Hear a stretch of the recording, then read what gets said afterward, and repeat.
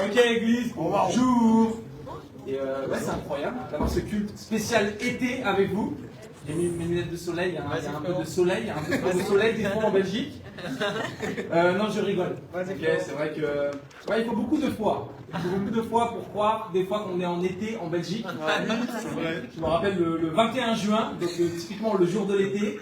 C'était c'est l'été et en fait il drachait. Littéralement il drachait, il pleuvait à flot. Ça montre juste quoi? Ça montre juste que tu dois avoir une foi qui n'est pas basée sur les circonstances, mais tu as la conviction, c'est l'été. Même s'il drache, c'est l'été, c'est pas grave, ça fonctionne quand même. Heureusement, on a eu quelques jours de soleil. Et je crois que c'était important d'avoir ce culte spécial été pour sortir un petit peu des codes, sortir un peu des règles, et de célébrer l'été tous ensemble. Et peut-être Dieu va nous envoyer plus de soleil comme ça. Amen. Qui sait. Donc le titre de mon message, c'est pour le meilleur et pour le pire. Ah wow. Okay. J'ai changé le titre, frérot. Vas-y, frérot. Donc voilà, c'est plus, si vous voyez ce titre-là, c'est plus le bon. C'est pour le meilleur et pour le pire. Ok. On doit être prêt, les amis. Oui. On doit être prêt à faire face au meilleur, on doit être prêt à faire face au pire. Oui. Le repas du Seigneur de Abel m'a inspiré en fait, parce que c'est exactement ce que Dieu est en train de nous montrer en ce moment. Ouais. Dieu est en train de nous montrer que la vie de disciple, c'est pas bonne nouvelle, bonne nouvelle, bonne nouvelle, bonne nouvelle, bonne nouvelle, bonne nouvelle, bonne nouvelle. Non, c'est bonne nouvelle, mauvaise nouvelle, bonne nouvelle, mauvaise nouvelle. Des fois c'est mauvaise nouvelle, mauvaise nouvelle, mauvaise nouvelle. Ouais. Et toi, qu'est-ce que tu dois faire dans tout ça? Tu dois apprendre à rester stable et à rester spirituel. Oui. Okay. Les bonnes et les mauvaises nouvelles de la vie, est-ce que vous savez comment ça s'appelle? Oui. Les vicissitudes. C'est pas grave. Les vicissitudes. Ok. C'est pas facile à dire. Les vicissitudes. Ok. Les vicissitudes, ça vient du latin vicis, et c'est le passage d'un état à l'autre.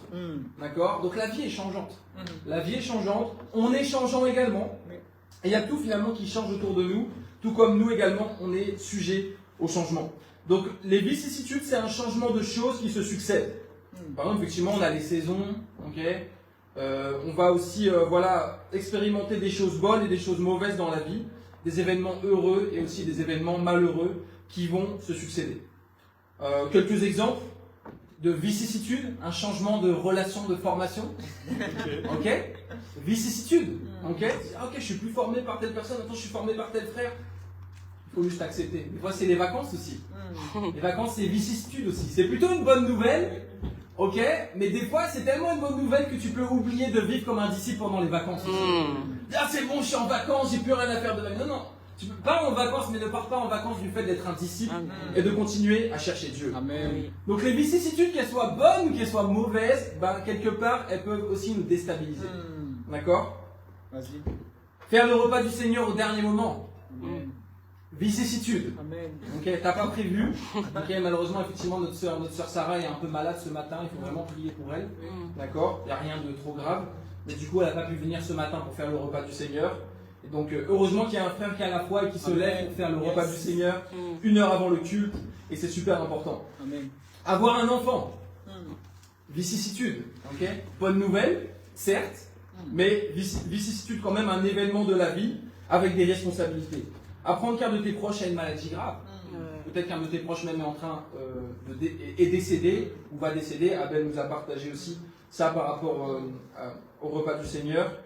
Et moi je suis aussi dans ce cas-là, okay, parce que j'ai appris que ma mère malheureusement avait un cancer terminal il y a quelques temps. Et c'est une nouvelle qui est difficile à apprendre. C'est une nouvelle qui est difficile à apprendre. Et vous savez, des fois, face aux bonnes et aux mauvaises nouvelles, face aux meilleures et aux pires, on a deux options. En général, on peut avoir deux types d'attitudes. On peut être soit super émotionnel, okay, on laisse tout tomber.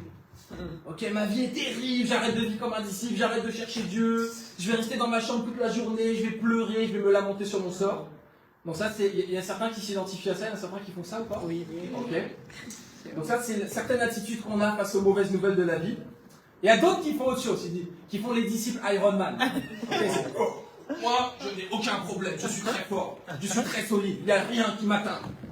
Non, okay. Il y a des choses qui nous atteignent, les amis. Okay. Donc le point face aux bonnes et aux mauvaises nouvelles, spécialement les mauvaises nouvelles de la vie, bah, c'est ok en fait. C'est ok d'être blessé. C'est ok d'être triste. C'est ok parfois d'être émotionnel. C'est pas ok d'être dirigé par tes émotions et de demeurer dans tes émotions. Mais tu as le droit d'avoir des moments de faiblesse en fait. Okay. On n'est pas ici en train de jouer l'église des pharisiens, l'église des religieux, pour faire comme s'il n'y a rien qui nous atteint. Non, il y a des choses qui nous atteignent, bien sûr. C'est pour ça qu'on doit vraiment avoir cette foi afin de faire face au meilleur et au pire. Amen. Okay. Les vicissitudes, c'est comme si des fois tu prends un coup de couteau et tu dis non, ça me fait pas mal. Ça va, tout va bien. Non, ça fait mal. Si tu prends un coup de couteau dans la rue, ça sert à rien de faire semblant que ça te fait pas mal. Ça te fait mal. Ça sert à rien de vouloir garder une contenance devant tout le monde. C'est vrai. Non, les gars, ça va super bien. Non, tu es en train de souffrir en fait. Tu as besoin d'aide. Tu as besoin d'aller au médecin, tu as besoin de personnes qui vont t'encourager, qui vont te supporter, peut-être t'amener à l'hôpital, t'aider à guérir, etc. Vous voyez ce que je veux dire?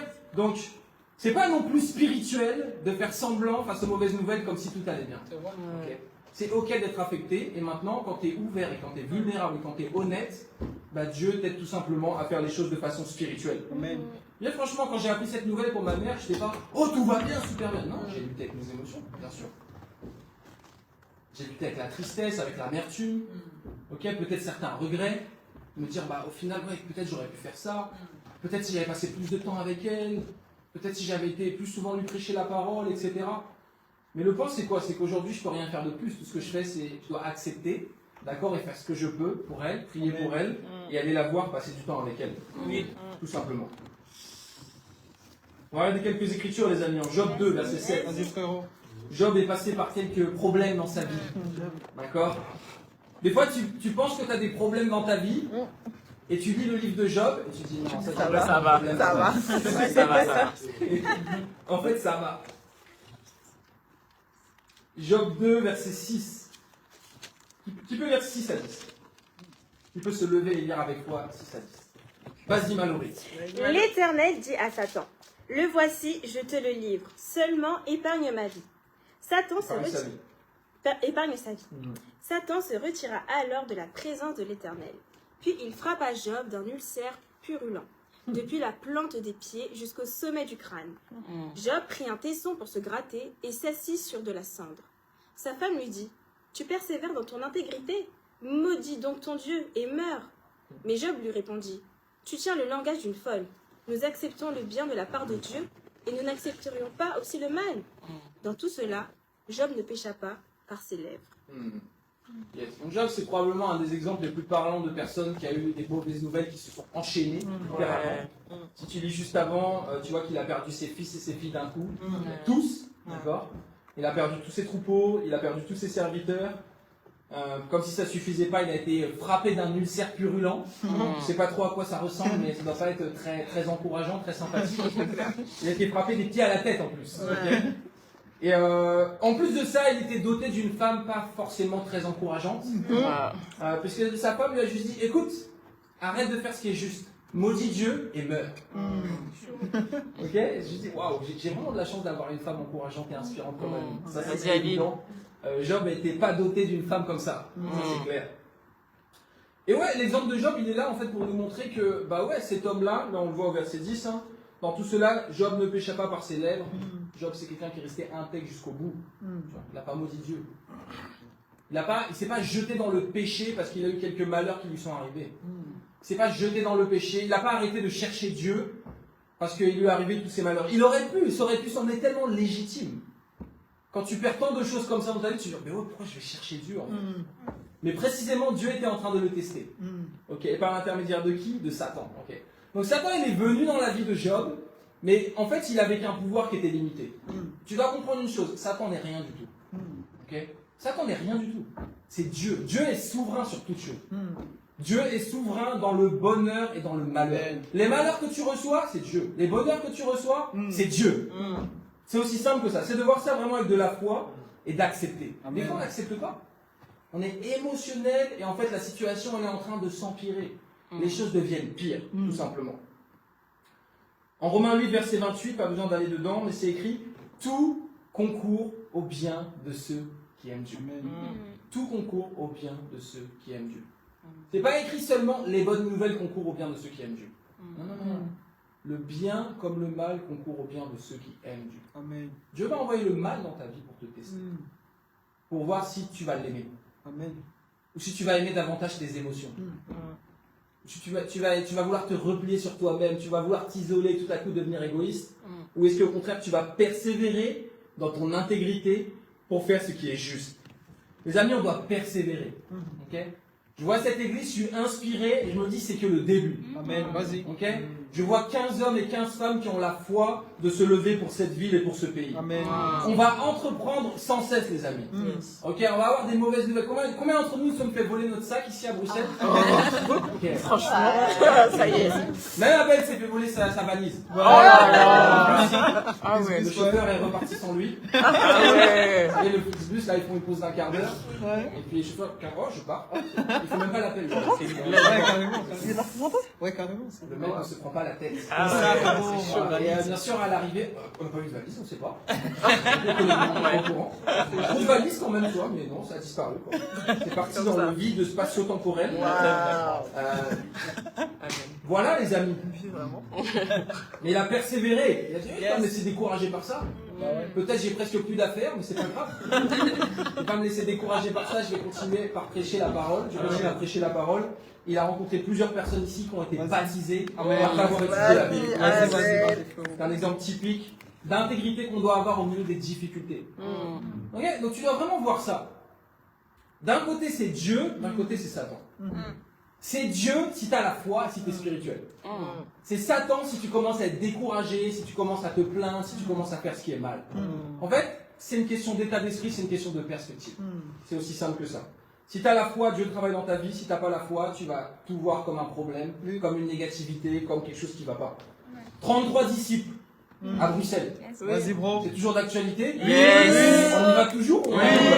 On y va. Il y a des gens découragés ici? Non. Vas-y, bro. On y va jusqu'au bout. Oui. 33 disciples totalement engagés. Amen. Okay? C'est clair, chaque baptême c'est une guerre. Dieu ne va pas nous donner les baptêmes comme ça. Et Satan ne va pas nous donner les baptêmes comme ça non plus. Okay? C'est une guerre spirituelle, c'est évident. Mais 33 disciples ici à Bruxelles, c'est évident qu'on va tout retourner. Okay? Déjà, on a beaucoup plus d'impact que n'importe quelle église, n'importe quoi ici à Bruxelles. IMC Barcelone au mois d'octobre. Je sais pas vous, moi j'y vais aussi. Ça va être incroyable. Okay? L'église chrétienne internationale de Barcelone va être implantée là-bas. On va avoir la conférence européenne des missions. Et bien sûr, le but c'est qu'on y aille tous. Le campus. Okay? On avance.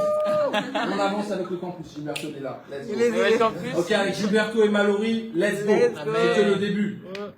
Le cyber, on y va, on avance. Okay. Merci, on avance. Vas-y. Avec Abel et Yolène qui dirigent Merci ensemble. On va faire une activité Merci par mois, les gens. Ça va être incroyable.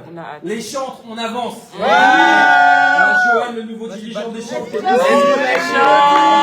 au travail ce matin. C'était super inspirant. À partir de la semaine prochaine, on va avoir des réunions de mi-semaine, les amis. Une semaine sur deux, réunion entre frères, une semaine sur deux, réunion entre sœurs. On fera des activités, il y aura des parties prêches, des parties chants, mais des fois ça sera juste des moments pour aller au sport tous ensemble, aller au cinéma ensemble, faire des jeux, etc. Et je pense qu'on a vraiment aussi besoin de moments comme ça, de réunions de mi-semaine. Pour le meilleur et pour le pire.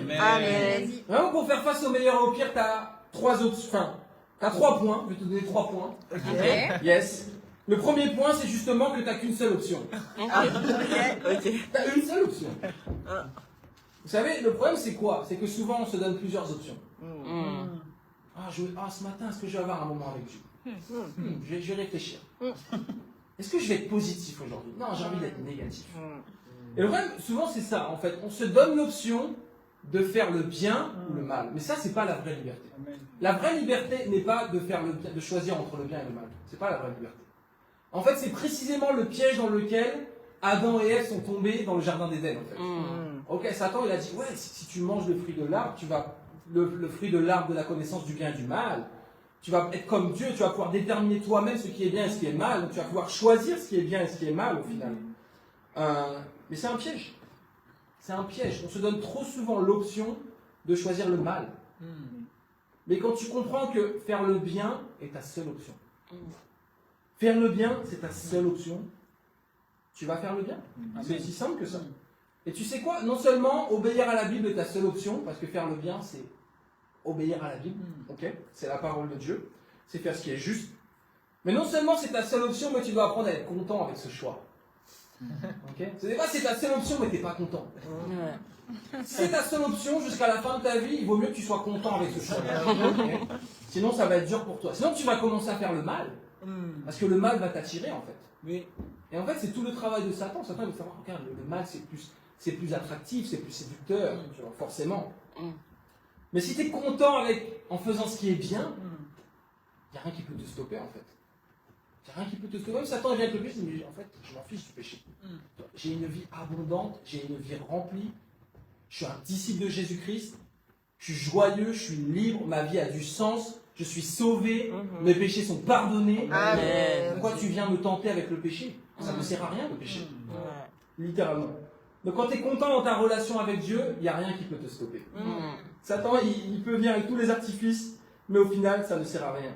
C'est important de comprendre ça, les amis. La liberté ne vient pas de la multitude du choix. Des fois, dans la société de consommation, on me fait croire ça aussi. Tu arrives dans le rayon des fromages, tu as 50 fromages à choisir. Oh, je suis libre, je peux choisir entre 50 fromages. Tu n'es pas libre. Ok, tu es en train de psychoter pendant 10 minutes si tu veux acheter du boursin ou du comté. Tu vois. C'est pas la liberté, ça. À l'époque, les gens, ils avaient un fromage, ils étaient libres. Okay. Ils avaient un fromage, ils étaient contents déjà. Okay. Donc aujourd'hui, on nous fait croire que la liberté, ça vient d'une multitude de choix, mais c'est faux. La multitude, c'est simple. Jean 8, verset 30 à 32. Demeurez dans ma parole, vous connaîtrez la vérité, et la vérité vous rendra libre. Tout simplement. Donc le monde a donné une fausse définition de la liberté. Aujourd'hui, les gens sont pas libres. Aujourd'hui, je veux choisir si je suis un homme. Je veux choisir si je suis une femme. T'es pas libre. Je te vois, c'est évident que t'es pas libre. T'es super émotif. T'es super susceptible. T'es super insécure. Ok. Oh, il m'a pas appelé par le bon genre, je vais lui mettre un coup de poing. Vous avez déjà vu ça ou pas? Ouais. Franchement, c'est chaud. Ok. Le mec arrive dans la boutique, il dit, moi je suis une femme. Déjà, ta voix, tout, on voit que t'es pas une femme, c'est évident. Et le mec, le vendeur en face, bah, dit, non, mais en fait, ça se voit que vous êtes un homme. Non, non, je suis une femme. Il dit, ok, si tu veux voir ce que c'est un vrai homme, viens dehors, je vais te frapper. Okay. Ils sont pas libres, ces gens. Ils sont esclaves. Et vous voyez, le monde aujourd'hui nous fait croire que la liberté, c'est ça. C'est pas la liberté. Ça s'appelle l'esclavage du péché. Donc la seule liberté, la seule option, c'est de mettre en pratique ça. Si tu veux la vraie liberté, c'est ça. C'est aussi simple que ça. Vous savez, la vraie liberté, c'est de ne pas se donner le choix. C'est la discipline. Ça s'appelle la discipline. Ok. Si tu veux être plus fort, Cameron, si tu veux être plus fort en boxe, qu'est-ce que tu dois faire? Continuer les entraînements. Tu dois t'entraîner. Ok. Si tu commences à dire, oh, je sais pas, je vais pas m'entraîner, je n'ai pas envie aujourd'hui. Non, je ne vais pas faire ça. Ok, tu vas ramener en combat de boxe, tu vas te faire rétamer. C'est simple que ça. Par contre, si tu t'es discipliné, tu t'es donné une seule option, t'entraîner pour gagner. Ok, tu vas faire ton combat, tu vas gagner, c'est évident. Et au final, après, tu es libre. Parce que tu as eu la victoire, tout simplement. Vous savez, quand je vois mon fils, Léon, je me dis pas, je sais pas si je veux lui donner à manger aujourd'hui. Après tout, j'ai le choix. Je suis libre, non? Je peux lui donner à manger, mais si je veux, je lui donne pas à manger. Je suis libre. Non, je suis pas libre en fait quand je suis en train de penser. Comme ça. Je peux faire ce choix.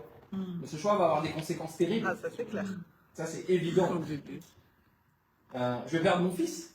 Okay, je vais perdre mon mariage. Donc au final, je suis pas libre. Je suis un esclave parce que j'ai fait les mauvais choix. Les mauvais choix te réduisent en esclavage.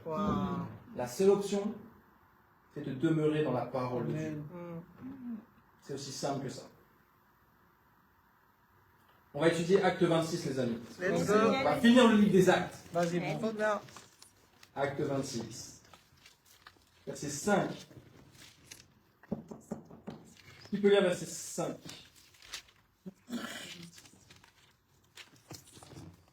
je vais lire. Vas-y, avec foi. Acte 26, verset 5. T'as dit? Me connaissant depuis longtemps, ils savent s'ils veulent bien en témoigner que j'ai vécu en pharisien. Selon le parti le plus strict de notre religion. Et verset 6 même. Et maintenant, je suis traduit en justice parce que j'espère en la promesse que Dieu a faite à nos ancêtres. Yes, exact. Paul, c'est un vrai chrétien. Il avait une seule option, de prêcher la parole de Dieu. Vous savez, il aurait pu être libéré à n'importe quel moment de ce procès. Et il a dit, non, moi je veux aller à Rome. Je veux aller prêcher à l'empereur. Il fallait bâtir une église là-bas. Il avait une seule option, de faire des disciples, de prêcher la parole de Dieu et de sauver ce monde perdu. Il aurait pu être confortable, il aurait pu partir, il aurait pu s'échapper quand il voulait de ce procès. Ils n'avaient rien à lui reprocher tout au long de ce procès en fait. Les Romains se disent, mais en fait il n'a rien fait ce gars-là, pourquoi il est là véritablement? Et au verset 5, effectivement, on voit que Paul, c'était un pharisien. D'accord?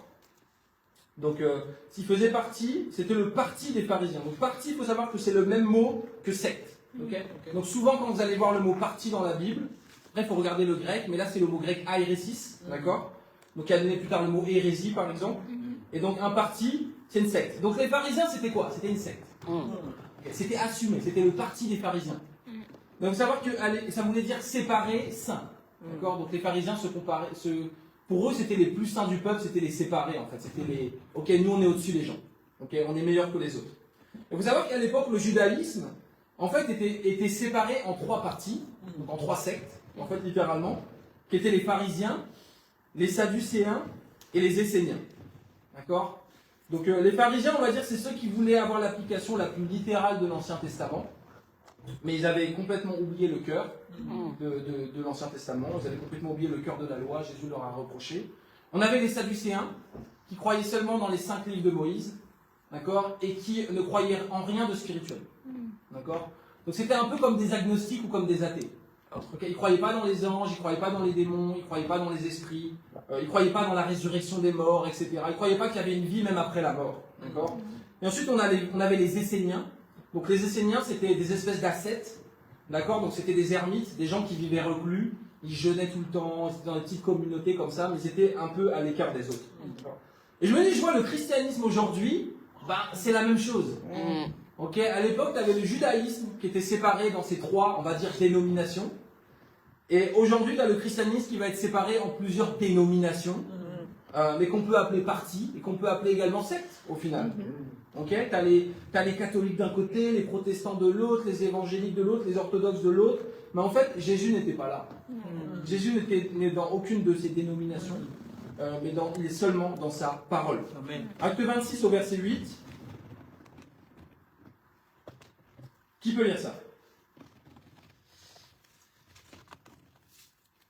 Je vais le lire. Pourquoi donc vous semble-t-il incroyable que Dieu ressuscite des morts? Ok, donc quand tu as la conviction que Dieu peut tout faire, Dieu peut tout faire. Oui. Est-ce que tu es convaincu de ça? Oui. Dieu peut tout faire. Vas-y. J'ai la conviction que ma mère elle peut guérir et qu'elle peut étudier la Bible, devenir un disciple, être sauvée. Oui.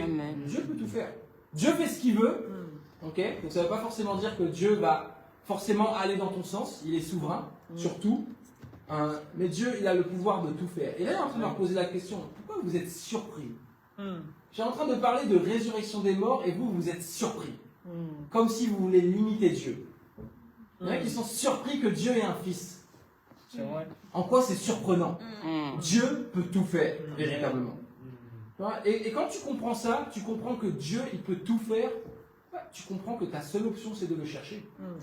Tu comprends que ta seule option, c'est de chercher Dieu. Amen. Au verset 13, qui peut lire 13 à 14? Vas-y, je vais lire. Yes.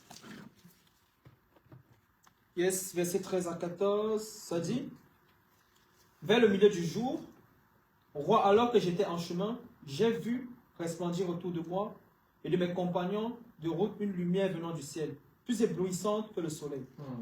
Nous sommes tous tombés par terre et j'ai entendu une voix qui me disait en langue hébraïque: Saul, Saul, pourquoi me persécutes-tu? Il te serait dur de te rebeller contre les aiguillons. Yes, exact. Donc ici, on a littéralement l'appel de Saul par Jésus.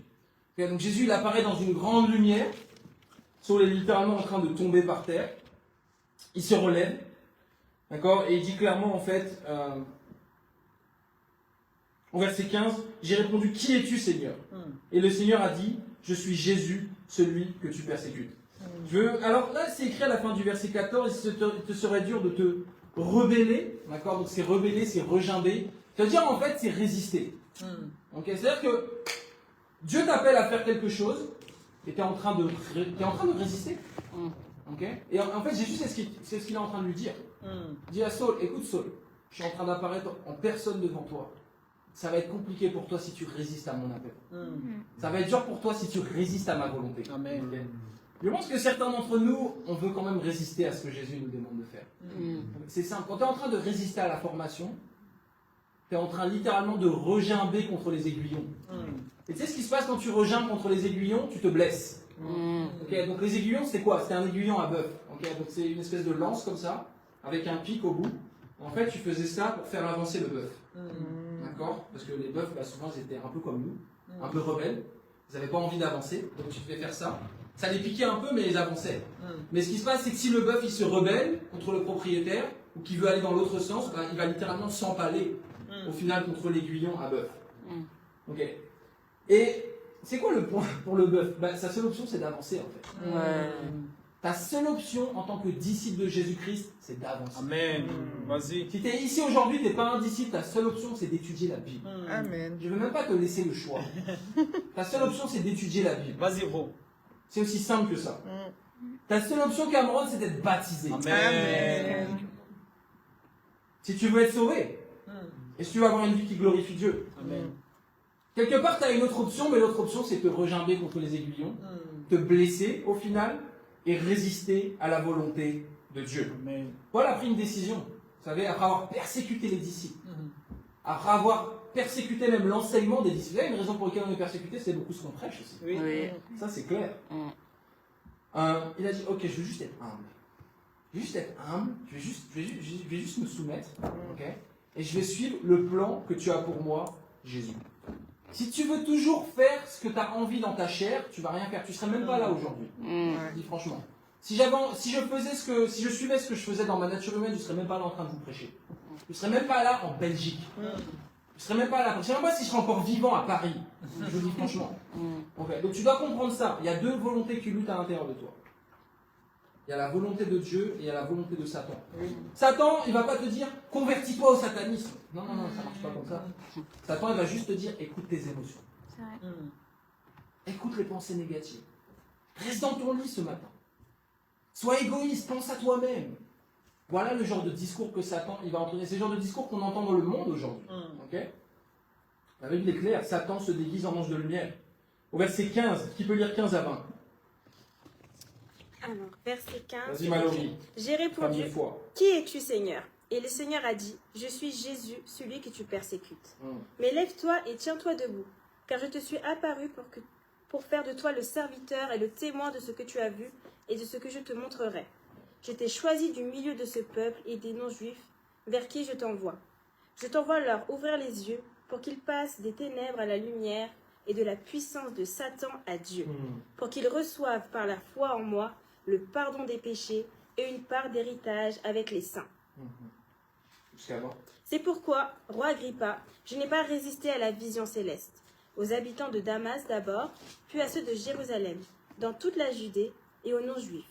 J'ai annoncé qu'ils devaient se repentir et se tourner vers Dieu en adoptant une manière d'agir qui confirme leur changement d'attitude. Yes. Jésus l'a choisi, c'est tout. Tu es ici, c'est parce que tu as été choisi par Dieu. Tu as été choisi par Jésus-Christ. Jésus n'a pas dit, peut-être tu peux venir, si tu as envie, tu peux venir. Non, je t'ai choisi en fait. Tu vas aller prêcher la parole de Dieu, tu vas aller sauver ces gens-là parce qu'ils ont besoin de toi. Ce n'est pas une option. La Bible n'est pas une option en fait. Les commandements ne sont pas une option. C'est pas du à la carte non plus. C'est pas de ouais, je vais mettre en pratique ça parce que j'ai envie, mais ça je vais pas mettre en pratique parce que j'ai pas envie. Non, t'es pas au restaurant en fait. Tout le menu c'est ça. Il faut manger tout le menu. Ok? T'inquiète pas, c'est plutôt digeste. Quand t'es humble, c'est plutôt digeste. Et Paul il dit ici verset 19, je n'ai pas résisté à la vision céleste. C'est pourquoi, roi Agrippa, je n'ai pas résisté à la vision céleste. Il a compris une chose. Il avait une seule option pour lui, d'être sauvé. Une seule option, c'est d'entrer dans le royaume de Dieu. Une seule option, de changer le monde.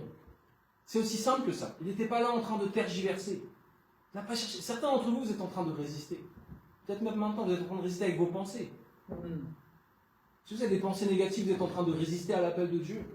Si Dieu vous demande de faire quelque chose que vous ne le faites pas, vous êtes en train de résister.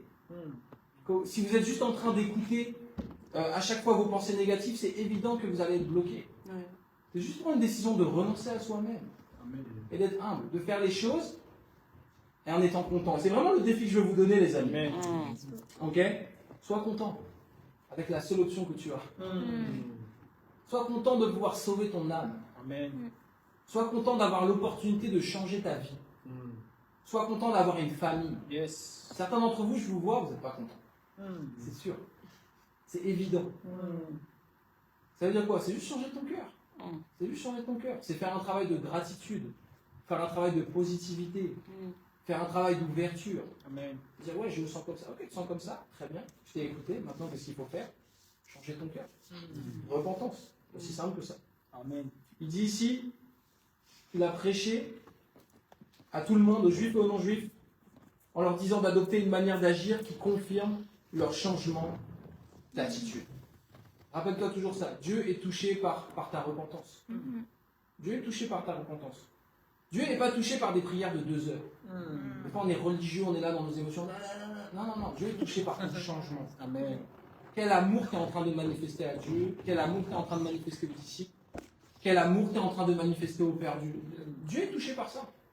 Crois-moi, Dieu est beaucoup plus touché par des actions guidées par l'amour que par des longues prières. Ok, religieuses. Maintenant, prie. Ok, ça veut dire qu'il faut pas prier.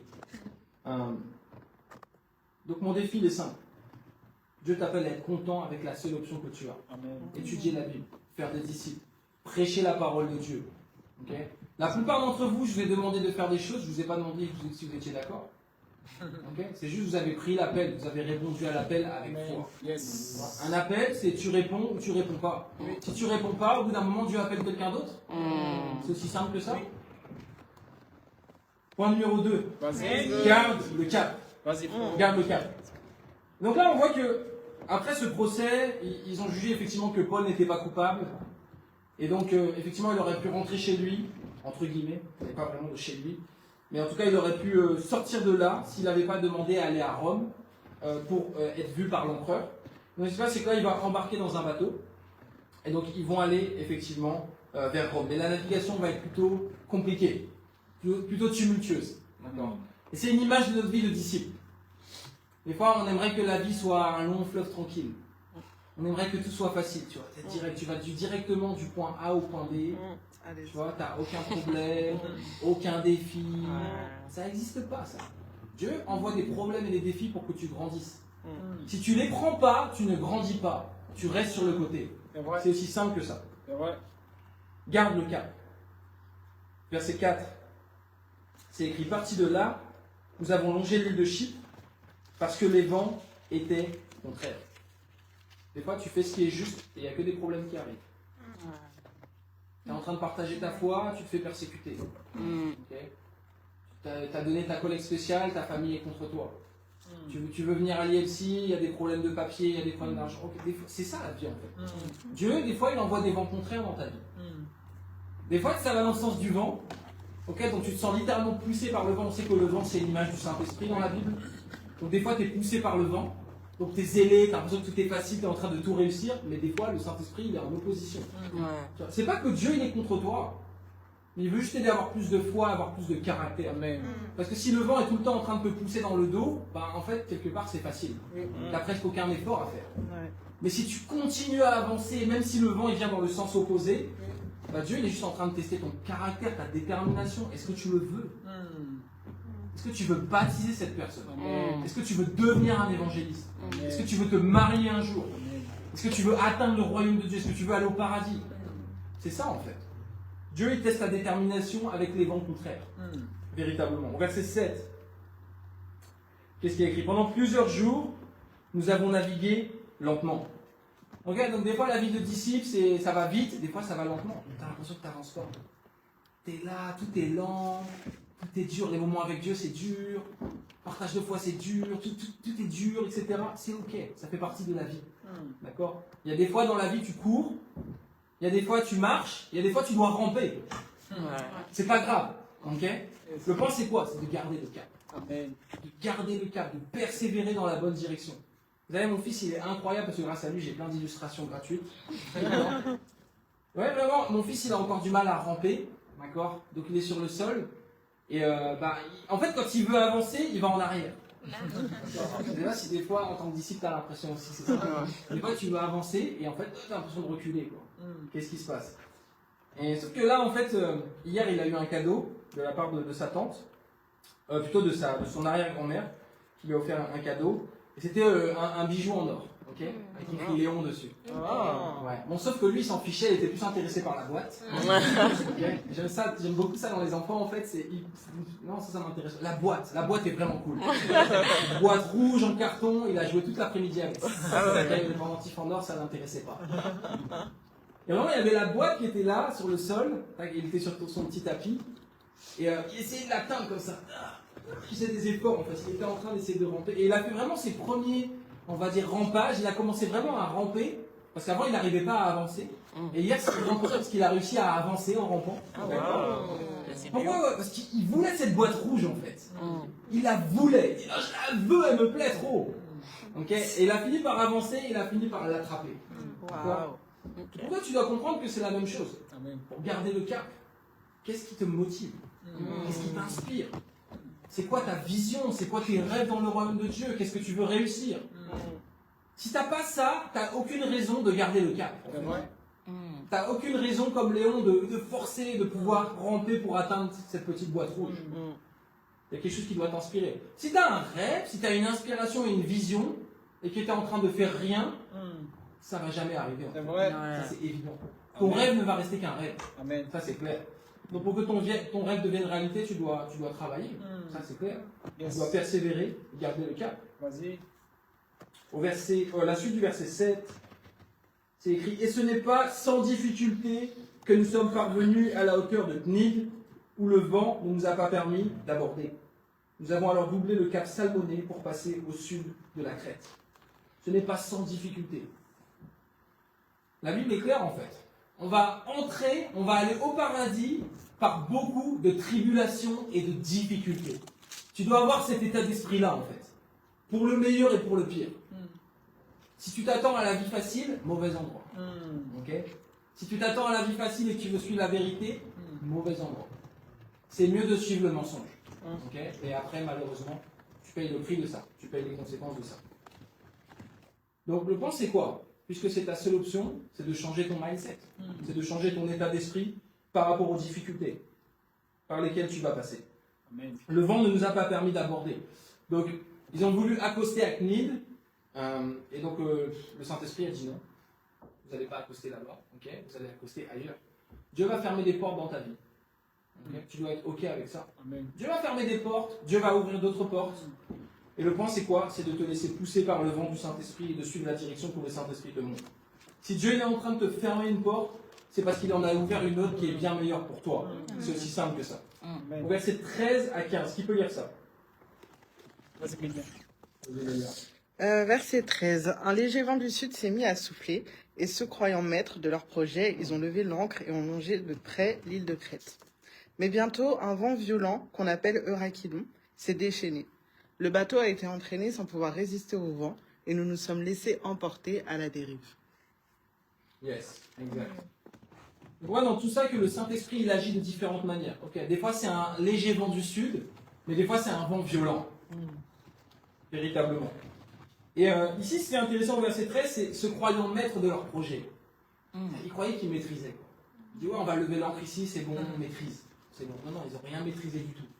Tu penses que tu es maître de tes projets, tu es maître de rien du tout. Je préfère te dire clairement. Tu penses que tu es en contrôle de ta vie, tu es en contrôle de rien. La seule chose pour laquelle tu es en contrôle, c'est de faire ce qui est juste. Et de chercher Dieu. Okay? Tu veux tel rêve sans Dieu, Dieu peut tuer ton rêve aujourd'hui. C'est vrai.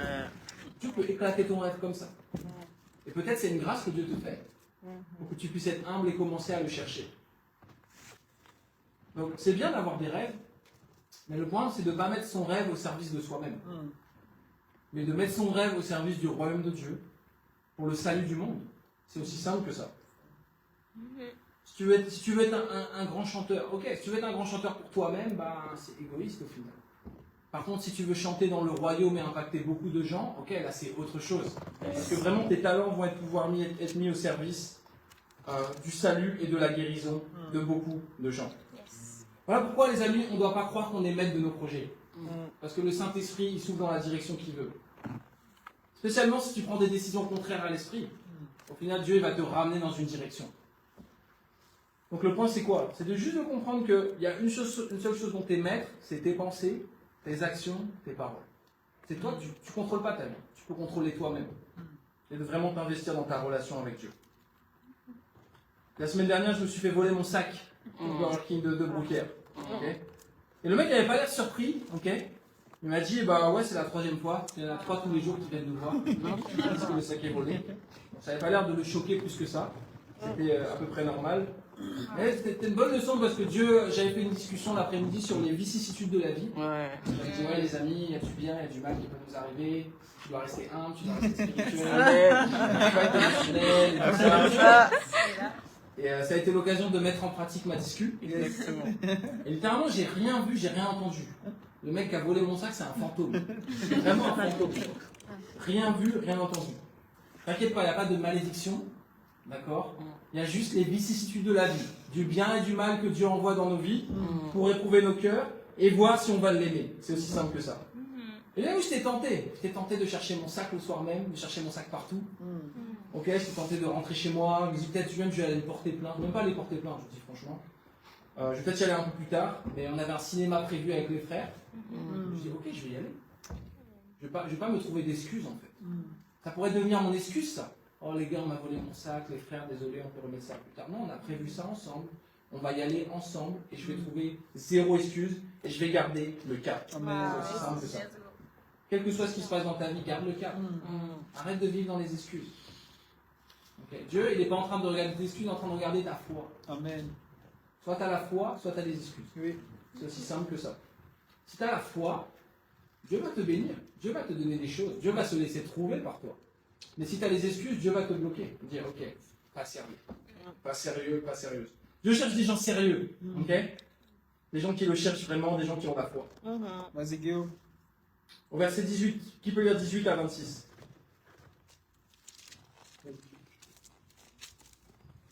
Let's go. Qui c'est? Abed? Vas-y, ouais. Ok. Ok. Tu as dit 18 à... 18 à 26, frérot. Ok. Yes. Vas-y. Comme nous étions violemment battus par la tempête, le lendemain, ils ont jeté la cargaison à la mer. Et le 3e jour, ils ont jeté leurs propres mains les agrès du bateau. Ils ont jeté de leurs propres mains les agrès du bateau. Le soleil et les étoiles ne nous sont pas apparus pendant plusieurs jours. Et la tempête a été si forte que finalement nous avions perdu tout espoir d'être sauvés.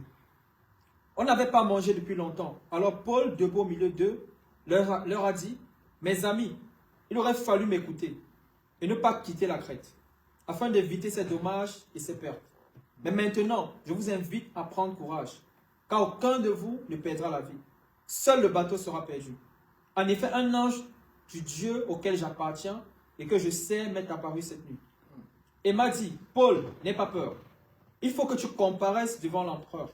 Et voici que Dieu t'accorde la vie de tous ceux qui naviguent avec toi. C'est pourquoi, mes amis, prenez courage. J'ai confiance en Dieu. Tout se passera comme cela m'a été dit.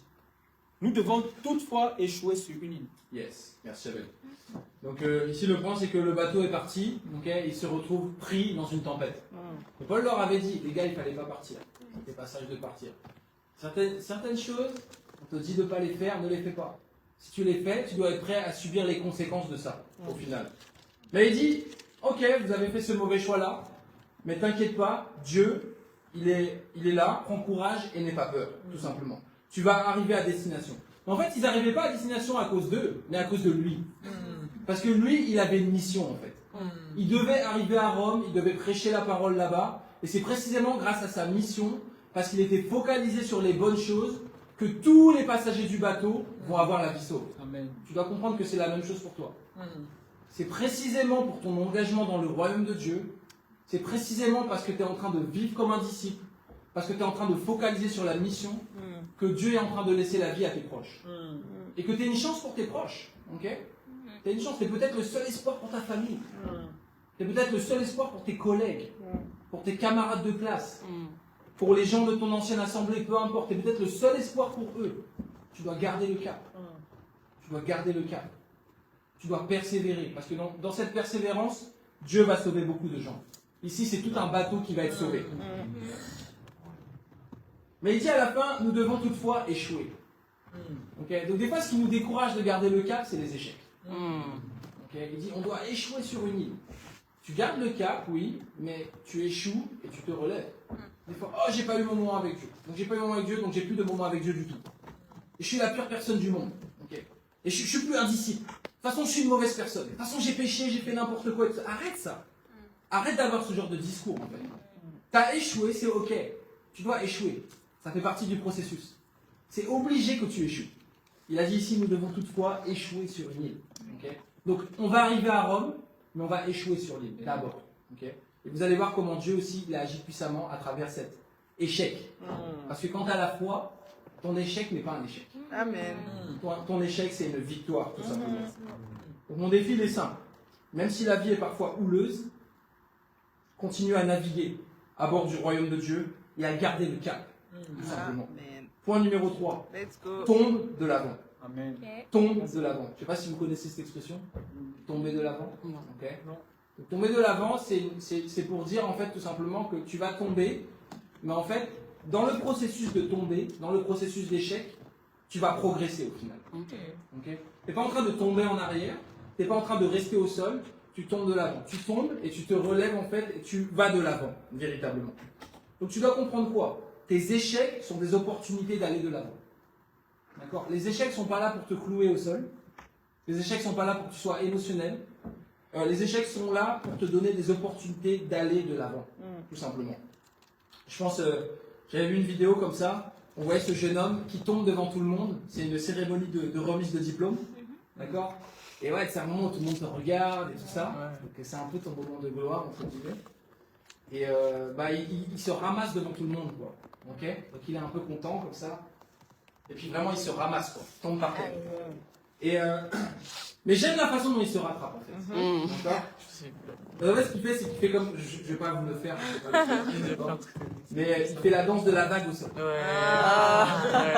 Et il se relève. Ok? Avec le sourire. D'accord? Et c'est vraiment comme ça que tu dois prendre tes échecs. T'es pas émotionnel, t'es pas genre bouh, tout le monde me regarde, qu'est-ce qui s'est passé? C'est terrible ce qui est en train de se passer, je suis tombé devant tout le monde, je suis nul, je suis nul. Arrête ça! C'est une mentalité de victime, c'est une mentalité de perdant. Arrête d'être un perdant. Amen. C'est aussi simple que je m'en fiche, je suis tombé devant tout le monde, hop, la vague et ça repart. Ok? Et il a pu avoir son diplôme. Vas-y. C'est pas ça qui va l'empêcher d'avoir son diplôme au final. Véritablement. Donc tomber de l'avant, c'est ça. Tomber de l'avant, c'est ça. C'est t'échoues, t'apprends quelque chose, tu progresses. T'échoues, t'apprends quelque chose, tu progresses. Acte 28, verset 3. En l'occurrence, qui peut lire 3 à 6? Je veux bien. Vas-y, Woody, Yes. avec toi, let's go. Ok. Verset 3, Mhm.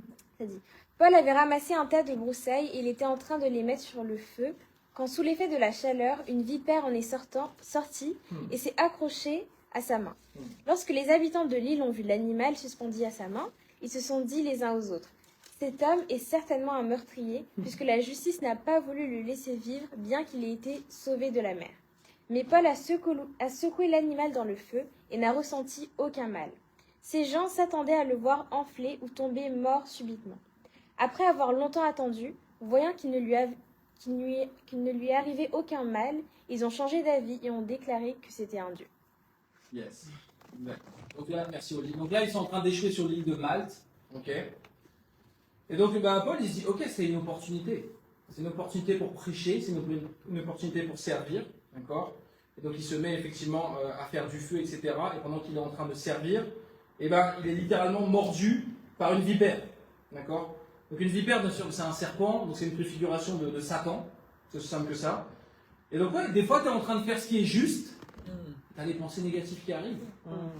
Des fois, tu es en train de faire ce qui est juste et tu as le venin du péché qui est en train de t'attraper. Okay. Tu penses que Satan va te laisser tranquille? Tu penses que quand tu es en train de faire ce qui est juste, Satan il va te laisser faire? Il va te laisser prêcher la parole tranquillement? La Bible est claire en fait. On est en train de mener une guerre spirituelle. En Éphésiens chapitre 6, la Bible dit qu'on ne combat pas contre la chair et le sang, mais contre les dominations, les principautés, les princes de ce monde, contre les dominations spirituelles, contre les esprits méchants dans les lieux célestes. Donc tu es en train de mener une guerre spirituelle. La vraie guerre, elle n'est pas à Gaza. Ok, la vraie guerre, elle n'est pas entre la Russie et l'Europe. La vraie guerre, c'est une guerre qui est spirituelle. C'est une Amen. guerre pour ton âme Yes. que tu es en train de mener maintenant. Ta femme va essayer de te stopper dans le processus. Ok. Mais lui, il s'est pas laissé stopper, Paul. Il avait cette foi, en fait. Mais il m'a mordu, ça me fait rien. Ok. Pourquoi? Parce que j'ai la foi, en fait. Dieu, il est avec moi véritablement. Amen. Donc, certainement, quand même, dans le processus, même si Paul n'est pas mort du venin, il a quand même été blessé. Ok. Donc, il a quand même eu 2 crocs, peut-être il a saigné, etc. Tu es quand même mordu par une vipère, donc même si tu n'es pas empoisonné, ça fait quand même mal dans le processus.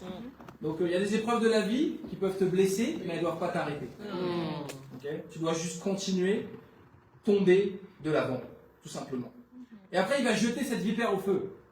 Ça veut dire quoi? Ça veut dire que Satan, il est déjà vaincu. Que Satan, de toute façon, à la fin, il finit au feu. Des fois, on est là, Satan, il est en train de parler comme s'il avait gagné. Il a perdu. Vous savez, le problème, c'est quoi le problème avec nous?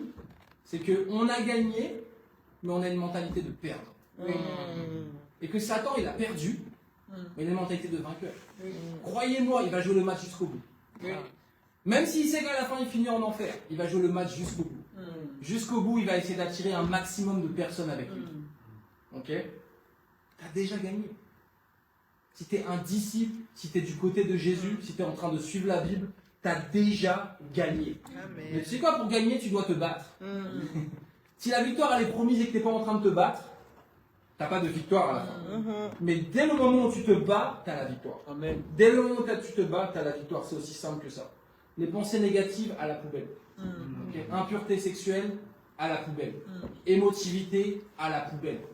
Toutes ces choses, c'est à la poubelle. Tu as la victoire. Tu dois apprendre à tomber de l'avant. Amen. Au verset 7. Qui peut lire 7 à 10?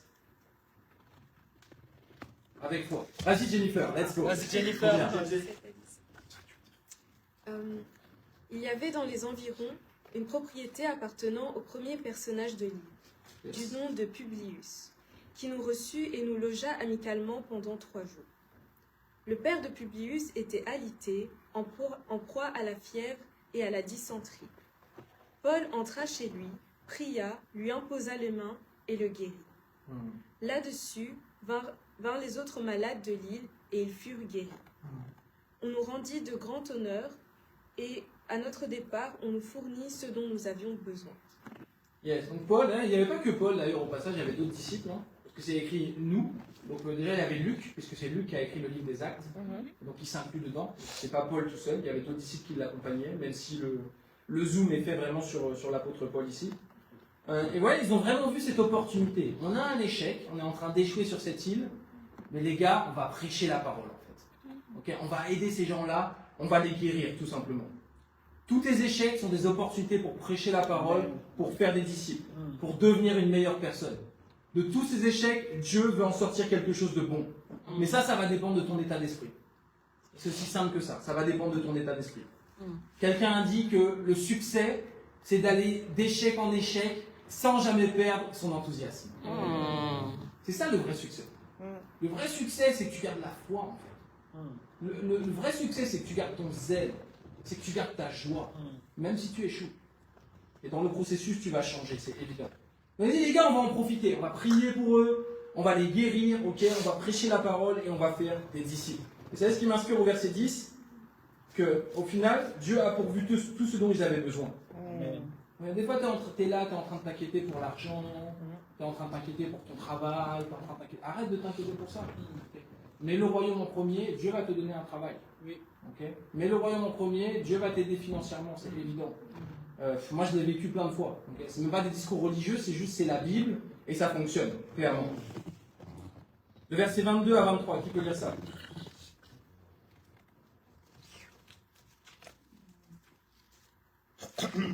Vas-y, Joël. Cependant, nous voudrions t'entendre dire toi-même ce que tu penses, car nous savons que cette secte rencontre de l'opposition partout. Ils lui ont fixé un jour et sont venus en plus grand nombre le trouver dans son logement. Paul leur a fait un exposé.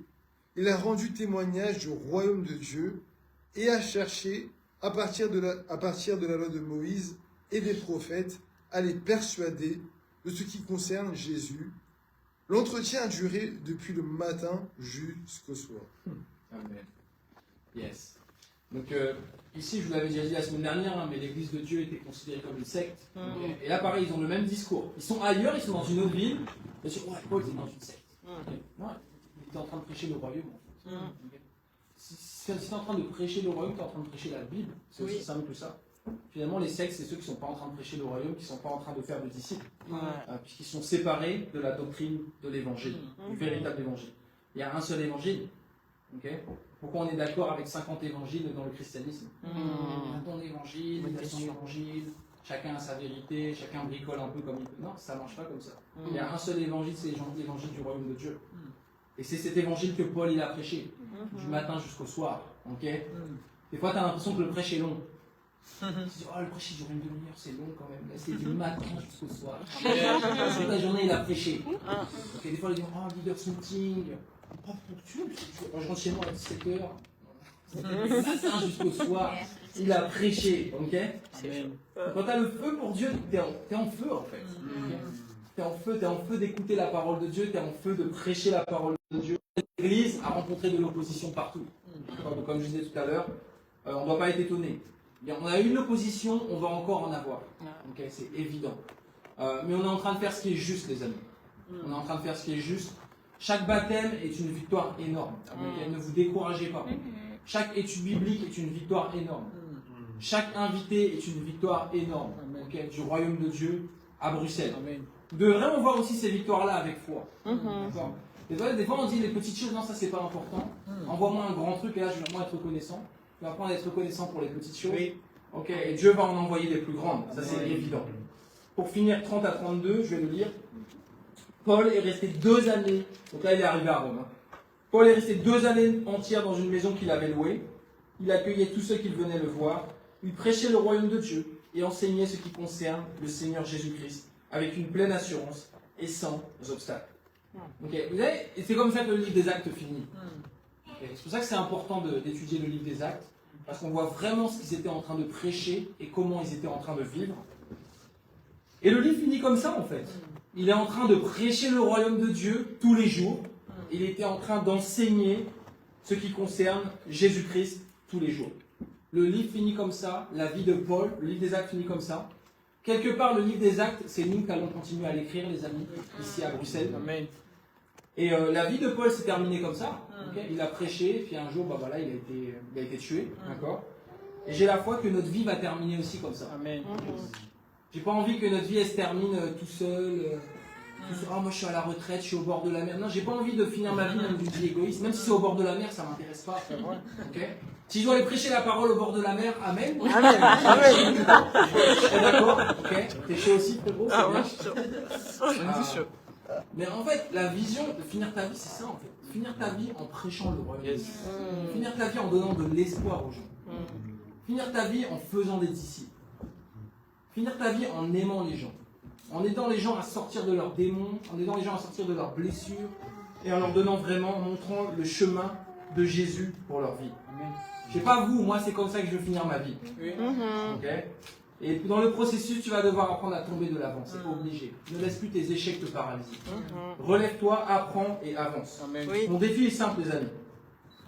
Arrête de penser à toi-même. Je pense que certains d'entre nous ont fait trop la masturbation intellectuelle. Je pense à moi-même. Ou des fois la masturbation émotionnelle. Certains la masturbation physique, il faut arrêter ça, c'est sûr. Mais je pense que la pire masturbation, c'est tout le temps penser à soi-même. Tu es en train de penser à ce que tu penses, à ce que tu ressens. Arrête ça. Partage ta foi et prêche la parole de Dieu chaque jour. C'est aussi simple que ça. Confucius a dit, le bonheur n'est pas au sommet de la montagne, mais dans la façon de la gravir. Okay. Le bonheur, il est là. C'est une décision aujourd'hui que tu peux prendre. La montagne, on le sait, c'est le royaume de Dieu. Donc, si tu es dans le royaume, des fois tu dis, oh, j'aimerais atteindre ce truc-là dans le royaume, et enfin là, je serais vraiment heureux. Non. C'est une décision. Le bonheur, il est dans la façon dont tu es en train de gravir la montagne du royaume de Dieu. Donc, tu es en train de prendre les défis. Tout simplement, les amis. Soyons prêts à faire face pour le meilleur et pour le pire, les amis. Dieu, il est avec nous. On va atteindre 33 disciples. Et on va tout exploser ici à Bruxelles.